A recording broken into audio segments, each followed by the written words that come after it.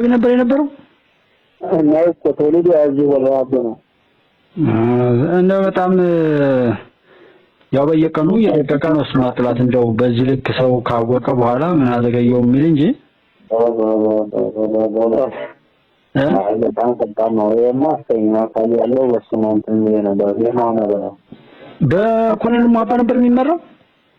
አዎ ስለዚህ እሱ መግባታውን ያን በታትኗል ማለት እኮ ነው ያንን ይበታትኗል ማለት ነው። በቃ እዚህ በኋላ አረ በጣም ይስላል። ዛሬ ገባ ባህር ዳር ነው አዲስ አበባ እንትን ያሉ በዛ ሲያረጉት ያው የቆየ ስለሆነ ሰውየው በጦርነት የታወቀ ነው። የፖለቲካ ኬዝ ነው እንጂ የማያውቅ እንደዚህ የሚያወሩ ሰዎች ያታለሉት ይመስላል። ሰውየው የዋህነት ያለው ይመስላል። አረ በጣም ከባድ ነው። እሱ ሲልም ብዙ መስዋዕት እንትን ያደረገ ነው። ልዩ ኃይል ነበር ላይ ነበር። እኔ በጣም እንደዚህ እውነተኛ ሰዎች ሳያውቁ የተሳሳቱት እንኳን በህይወት ገቡ ሳይሞቱ እንኳን ተረፉ እንደው በጣም እንደዛ የሚያስብል ነው። አሁን ይሄ በጣም ለብዙ ሰው አራያ ይችላል። አንዴስማ ዋናው ያው ያን ከፊዞ የገባው ልጅ ዛሬ ተቀብሎታል። ያ ካፕቴን ማሳሻ ሰጠኝ ይባላል። ጓደኛው ነው ድሮም እንደሚያውቀውት ያው ያታለሉ ከገቡ በኋላ ደግሞ መውጫ በማሳጣት ነው ፖለቲካው ባለቤት ሳይሆኑ ያው ድራማ ነው የሚሰራው። እኔም በተረጋጋሚ የምናደደው ሁልጊዜ የምናደደው የጥራት መጫወቻ ለምን ትሆናላችሁ ነው እንጂ እነዚህ ኮሞድ ናቸው እንደው ትላልቅ ነው። ያው እነዚህ ሰዎች ቢሆን ምን ኑሮ በደንብ ስለሚያውቁት ማንንም ሳያጣላቸው ይሄ ሰውዬው አሁን በጣም ሽማግሌ ሰው ነው። እንደገና ወታደራዊ ሳይንስን ያውቃል። ጠላት የሆነ ነገር ላይ መሀል ላይ ለምን አልነቃም ብያው ሶስተኛ አመት ይዟል እንደምታውቁት። አይ ባለት ከዛ በፊት የነበረው ሁኔታ እንዳይረዳ ይችላል።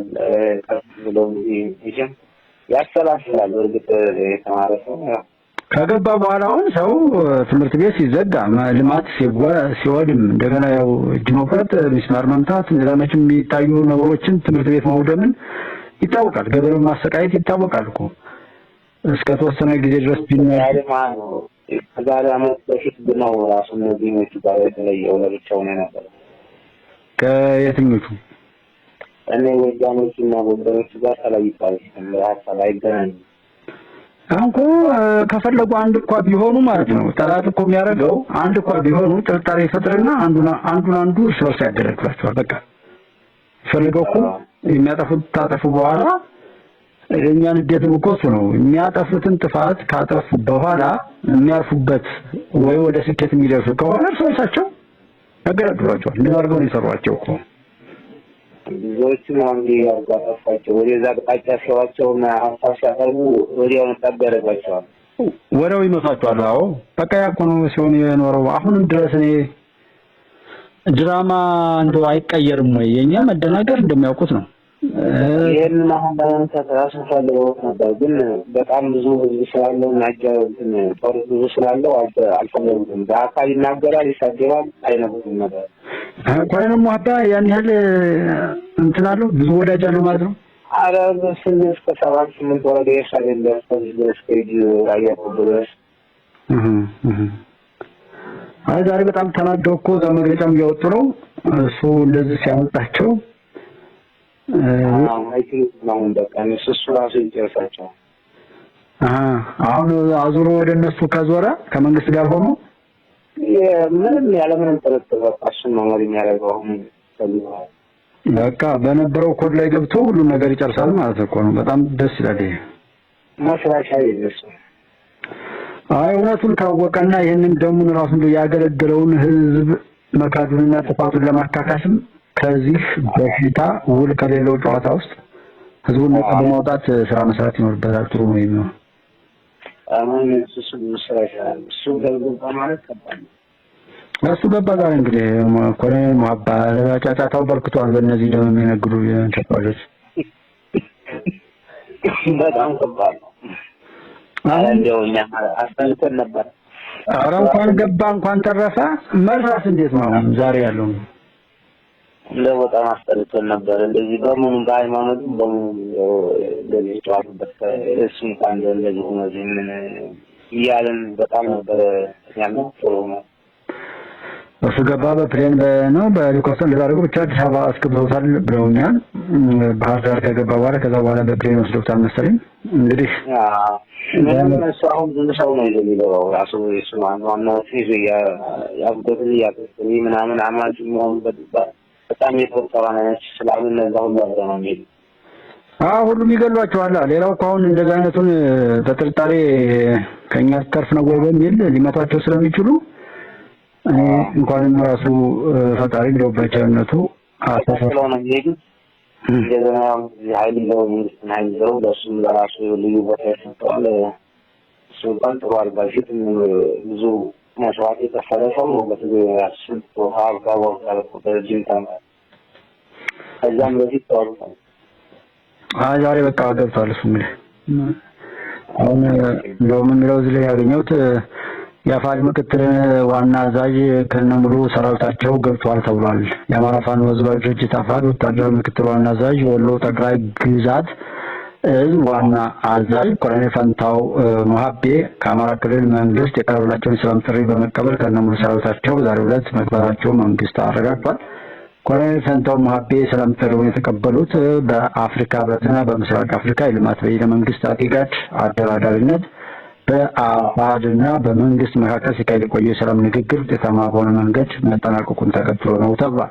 የመንግስትን የሰላም ጥሪ ተቀብለው የተመለሱት ኮሎኔል ፈንታው ሙሀቤና የሚመሩት የወሎ ጠቅላይ ግዛት እዝ ሰራዊት መመለስ በክልሉ ላይ ዘላቂ ሰላምን ለማስፈንና የህዝብን ደህንነት ለማረጋገጥ ለተያዘው ግብ ትልቅ ፋይዳ እንዳለው ተገልጿል ተብሏል።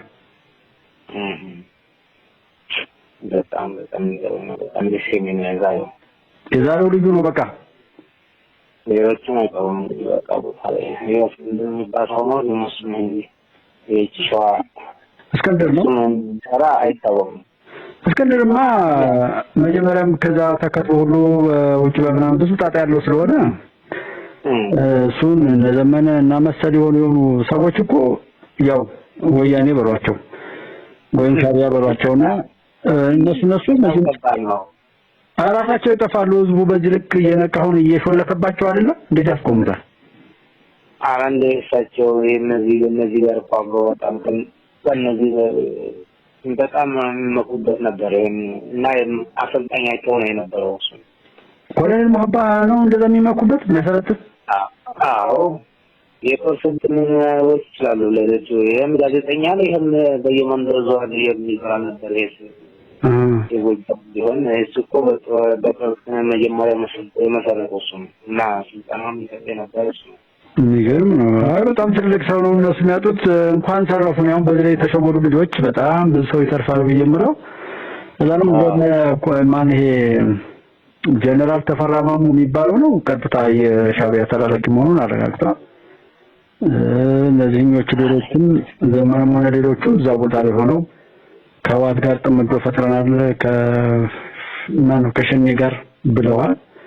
እሱን ሁሉ ነገር በአንገታቸው ተናግረው ወደ ኋላ የማይመለሱም እዛው እስከሚጠፉ ድረስ ማለት ነው። ከዚህ ቢተርፉ ይህን እድል መጠቀም እንዳይችሉ ራሱ ይከለክላቸዋል፣ ይላካቸዋል።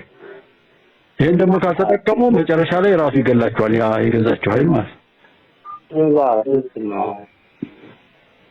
ለማንኛውም እኔ ዛሬ 40 አመት ሞልቶኛል። እንግዲህ 40 አመት ነው። ስለዚህ ዛሬ ለልደት ቀን ነው። የልደት ቀን ነው። በልደት ቀን ጥሩ ነገር ከሰማን በቃ እንግዲህ አላህ ወዶናል ማለት ነው። አረ በጣም ደስ ይላል።